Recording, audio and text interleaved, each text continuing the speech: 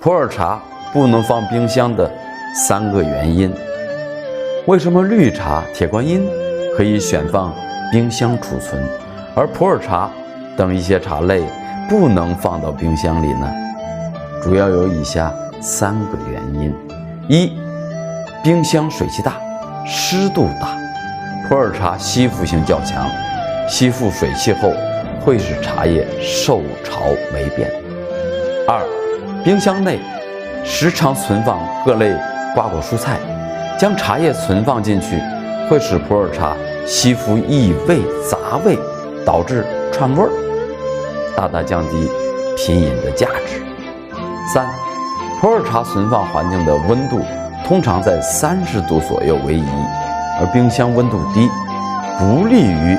茶叶的后期转化。